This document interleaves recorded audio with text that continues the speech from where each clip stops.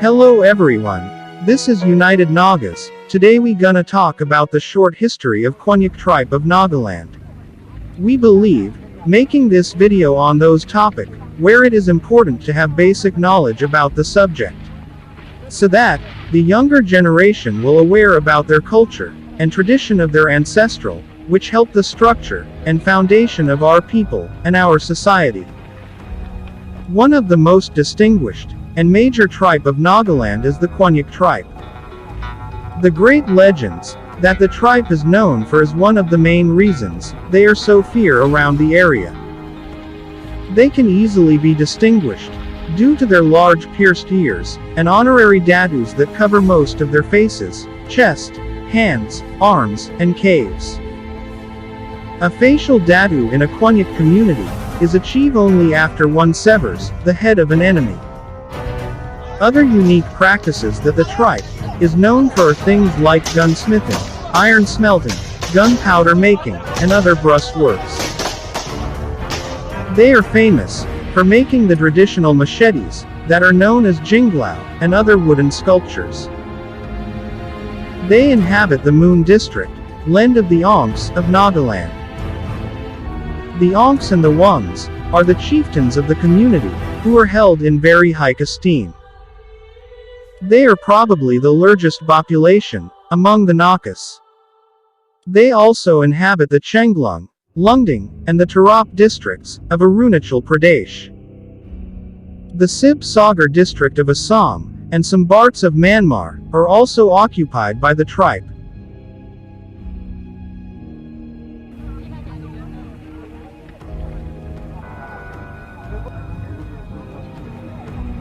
The tribe is made up of many groups that differentiate in language, attire, facial tattoos, and traditions. In the bust, the Konyaks were famous for their practice of head hunting.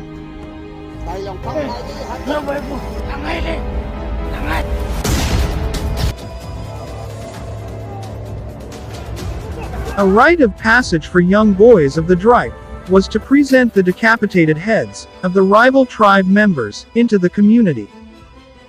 And this resulted in their community being mostly isolated. The decapitated heads were brought back as trophies and hung in a community burn known as bun. The number of heads decapitated was directly proportional to the honor and the position of the warrior in the society.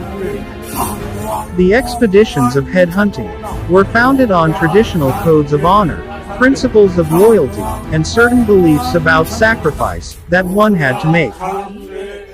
The tribe maintained a strict code of discipline for everyone to abide by. They were expected to fulfill their given responsibilities and adhere to the duties assigned to them. But this began to change under the rule of the British. They looked beyond the tea states of Assam, and in 1870s, sent about missionaries to the land of the Nagas to mold them into Western standard of civilization. I went to church, I sang in the choir, I served in the church. Check for my name. Many Naga tribes converted to Christianity, in lieu of free education, food and shelter. The Konyaks were the last to approve of this change, being brought about in their land.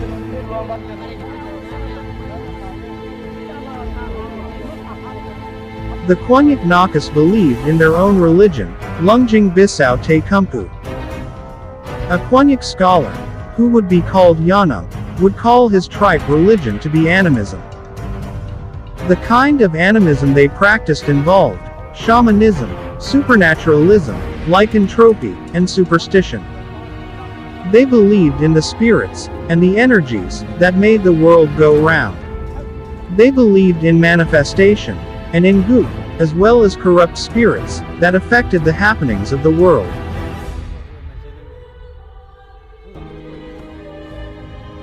The Konyaks have a very vibrant and a colorful cultural affliction. This is due to their religious beliefs and animism.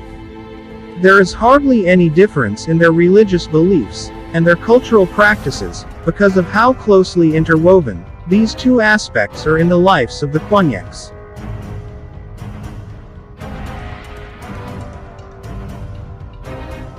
In the past, it is believed that the Konyak men wore absolutely nothing, except a bare apron, that covered their private parts.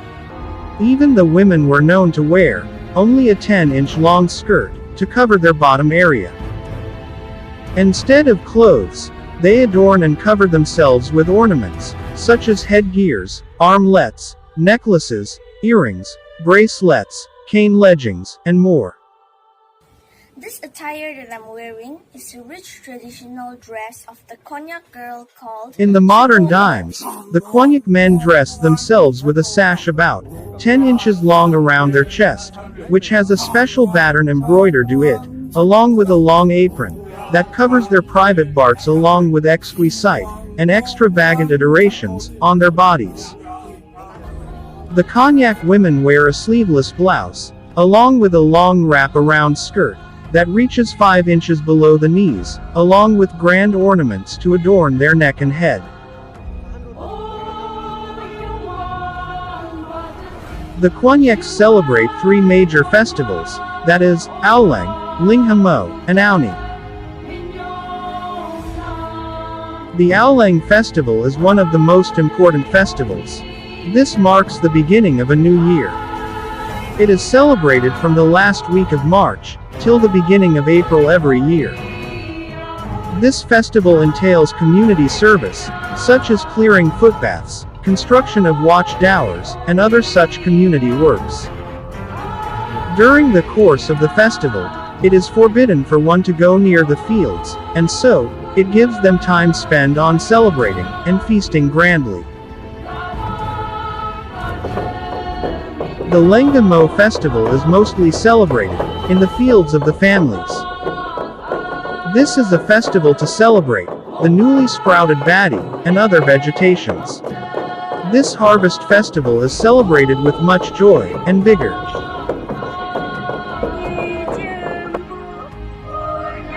Auni is the festival of Thanksgiving. They thank Kawing for blessings that they have bestowed on their people and their fields. It begins in mid-August and ends by September end.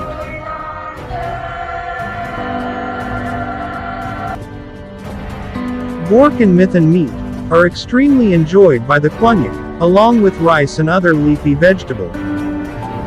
The Konyaks prefer to eat many kinds of meats and vegetables that grow as roots, as well as leafy vegetables. That's all about the short history of Konyak Naga tribe of Nagaland. Please like, comment, share, and subscribe the channel to know rich culture, tradition, and places of Nagaland.